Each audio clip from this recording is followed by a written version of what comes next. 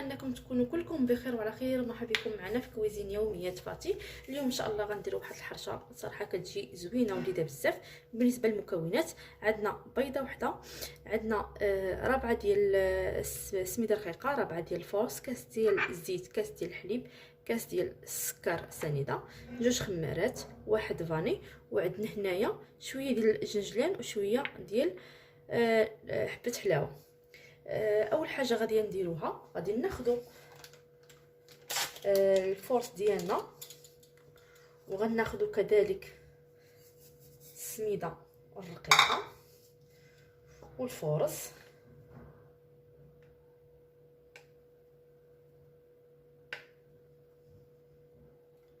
كما قلت لكم 250 غرام في 250 غرام.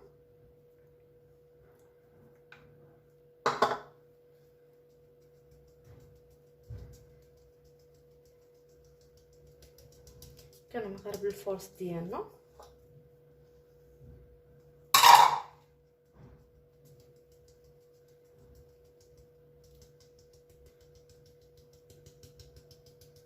صافي كما كتشوفوا معايا. غادي ناخذ الزيت ديالي، غادي نخلط به هاد يعني غادي نخلطه هو الاول بالزيت، ندير ليه بحال هكا نجمعو غير بيديا.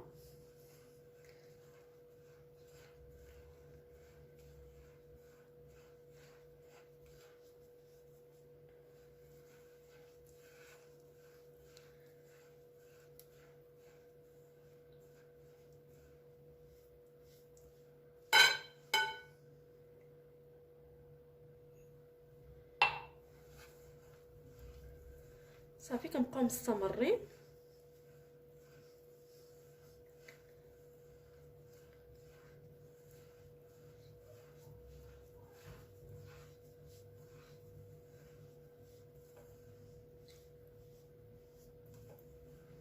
نزيدو دابا السنيده ديالنا، المهم ندوزوها كامله بحال هكا في الزيت، متبقاش لينا ناشفه. صافي غنزيدو السنيده ديالنا وكذلك الفاني،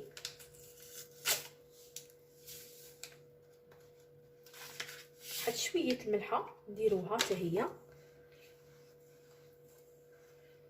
ونزيدو هادو كما قلت لكم الزبيب قطعته، وهاد حبه حلاوه كتعطي كيجينا نسم.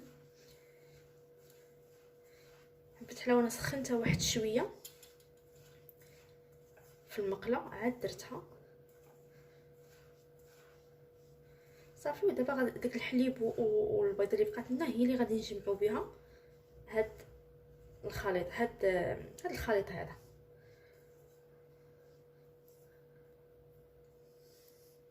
نزيدو هاد جوج خمارات،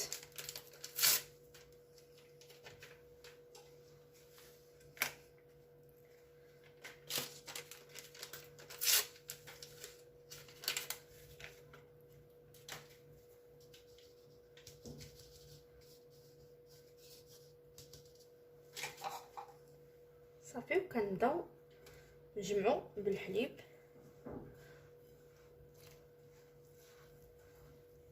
الحليب على حسب، يعني كفاتنا هاد الكاس راه مزيان، ما كفاناش نقدروا نزيدوا على حسب، غير خص تكون خفيفه. وغنزيدوا هاد البيضه كذلك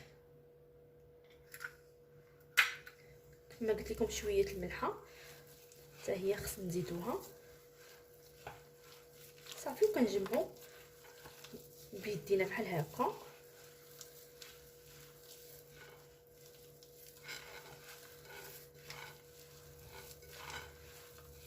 صافي. ما غنزيدو لا حليب لا حتى حاجه، كما كتشوفوا ها هي اصلا جات خفيفه صافي. دابا غادي نديروها كويرات ونمردوها هكاك في هذا السميده الغليظه وندخلوها الفران كما كتشوفوا. ها هي جات كتلصق. يعني غندير غير شويه الماء باش نجمعوا بيدينا ونديروها في سميده الغليظه، عاد نحطوها. انا غادي نتابع معكم المراحل.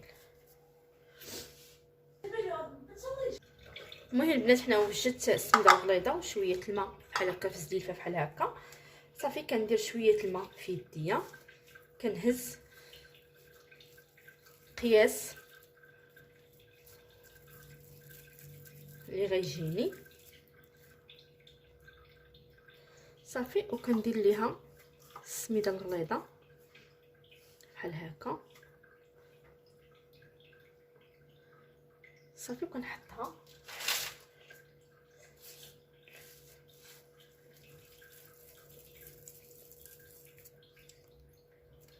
باش ديروهم كبار باش ديروهم صغار على حسب، حقاش هما فيهم الخمات غادي يتنفخوا مازال كيف ما كتشوفوا. دابا ملي غادي نكمل غادي نديرها في سميتو غادي نحطها لتحت حتى تفرقع ليا الحرشه، يعني تجي مش تشقق. عاد غادي نطلعها الفوق. ضروري من هذه العمليه باش يجيو مشقين.